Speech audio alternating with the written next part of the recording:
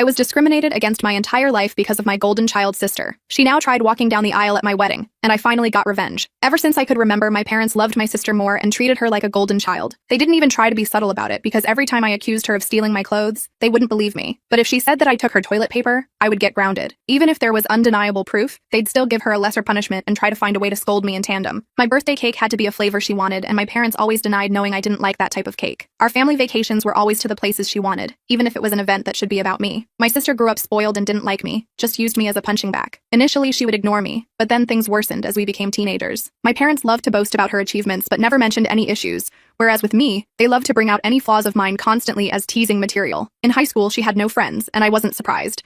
My parents had spoiled her, which made her too introverted to talk to anyone. While I was fairly popular, she found this unacceptable and lied to my parents that all of my friends were substance abusers, and I was banned from staying friends with everyone. What saved me from complete isolation was my extended family. Most of my family lived in the same hometown, and I got along with my cousins despite some age differences. At one gathering, they invited me over and I told them how I was banned from leaving the house. When asked why, my kid self with no filter replied that it was because I wasn't allowed to have friends since my sister didn't have any. My parents found out quite quickly and had a huge argument with our extended family, and as expected, I was grounded for complaining. Eventually, my sister's situation worsened, so she changed schools. I guess the humiliation of extended family knowing her social status was bad, and she demanded to be changed. My parents immediately obliged, even though it cost them more since the school was further away. My sister made friends at the new school. I thought this would make her ease up on me, but instead, it made this worse. Her friends would come over and bully me, and my parents called it light teasing. I never called friends over because my parents were awful hosts to them, or my sister would accuse them of taking stuff and they'd believe it. I did become close to my cousins though, especially because my parents didn't dare to mess with them. I was slowly starting to believe that life was back at its peak, especially because I finally got a boyfriend. But little did I know that my sister had her ways of ruining this as well. I didn't want to bring him home at all, but when my parents found out, they insisted. We arrived at my doorstep, and since the moment he entered, my sister had been staring at him. At one point, we were separated, and he came to find me to tell me that my sister was flirting with him. He said that she came over with revealing clothing, batting her eyelashes badly, and started telling him how bad I was, and how good she was at having intimacy. He told me how he didn't want to listen to more of it and came to find me. I told him that he should leave and that I was going to confront her about it. When I confronted her about it in front of my parents, my sister told them a different story, that my boyfriend had instead tried to flirt with her, but she naturally refused since she would never do that to me. I forgot how favored my sister was, and of course they sided with her. My boyfriend wasn't perfect, but I immediately believed him. No offense to her, but she had the same body as my parents who were overweight. I knew for a fact that my boyfriend wouldn't try to cheat on my model body with my sisters. I argued back and forth with them, but my parents prohibited me from dating such a terrible boy. We tried keeping our relationship a secret, but failed to do so because my boyfriend wanted to get touchy once in a while. I ended up dating a different guy, but history repeated itself and the same story took place. I tried pointing out how this happened again, but they decided that meant I was incapable of making good choices,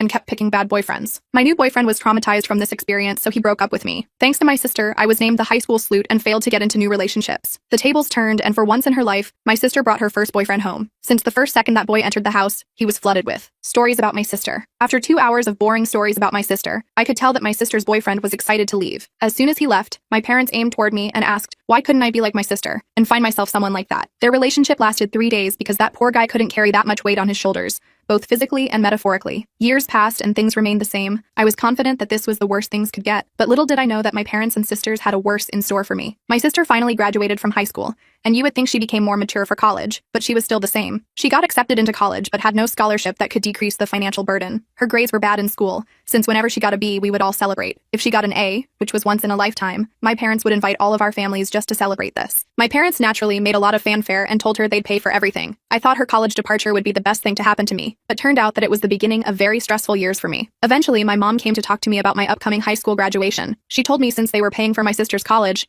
they had no money to pay for mine, so it would be better for me to start working immediately after graduation and wait until my sister finished university to see if they could afford something for me. This basically meant that I would either go to college with student loans or take 4 years off and stay at their house, where they also made me pay rent. It became obvious that she was trying to get me to throw a tantrum because she didn't like my simple reply. I told her I was fine with not going to university and never wanted to go in the first place. This was a flat-out lie, but I figured I could use her words against her. My dad later tried getting on my nerves with my mom, but he failed as well. After a whole lifetime of terrible parenting, I never had any expectations towards my education. A few years passed and I worked very hard and got a scholarship. Not to anywhere like the Ivy League, but it was a good enough course with a full scholarship. Knowing my sister would hate it and try to stop me, I put my achievement on social media at the same time I told them, even forced myself to thank them in the post. Now they couldn't forbid me from going, as they'd have to explain to the family why not. I guess my sister eventually got to them, and they changed gears and asked me if I was sure I wanted to go. They told me how my sister wasn't doing well in college, and since she was smarter and had better judgment than me, I'd suffer worse. I lied to them and told them that my courses were easier and that I'd be fine. They weren't happy with my decision, but couldn't stop me. College ended up being my savior, and for once in my life I was happy. I still contacted my parents and visited on holidays and such, but since they refused to pay for anything. During this time, I avoided introducing anyone to them, and I'm glad I did because this man ended up becoming my husband. Unfortunately for my family, my husband was the type of guy who loved drama. He won't forgive or forget, and he's probably cooking some revenge. People were baffled when I got together with him because of the big difference in character. Most people thought of him as an angry man,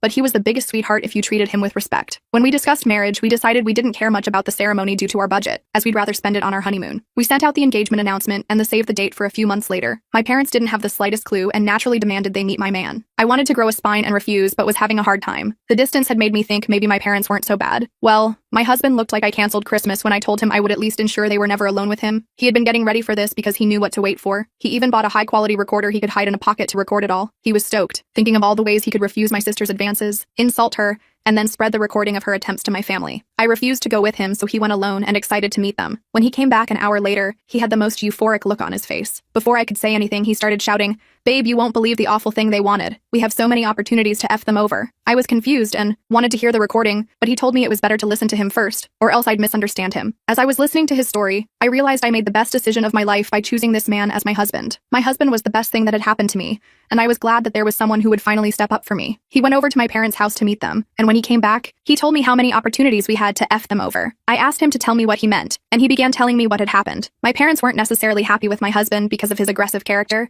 but they said how we're willing to pay for my wedding, on one condition. My sister would walk down the aisle on my wedding first, and in a wedding dress. My husband asked why, and they said that it wasn't okay for a younger sister to marry first, so it was only fair if my sister had at least the experience of it. My husband told me how he recorded the entire conversation with a grin on his face. He didn't try to say no to my parents because he was planning revenge. My husband told me how this was a perfect opportunity for revenge, and it helped me get out of a horrible headspace. We had a blast thinking up ways to screw them over this. We then called his much more level-headed brother when we decided on a plan. It involved having 2 venue addresses and giving them the wrong one. My husband's brother scolded us for this idea, calling it unethical and a horrible thing to do. So instead, we decided to invite my parents and hire security and not let them in. We also created the best scheme to get my parents to pay for the most expensive wedding we could get. My husband went back to my parents and said that he was willing to accept their offer, even though I wouldn't like it. He pointed out I don't like conflict, so if I was surprised by it, I might not throw a tantrum in front of all the people. Once that was agreed on, my husband brought up the pay. He told them that if they were to pay for the wedding, I would feel even more pressure to keep quiet. Once my husband and my father shook hands, I saw my grown sister skipping with joy in the video. For any discussion about my sister walking down the aisle before me,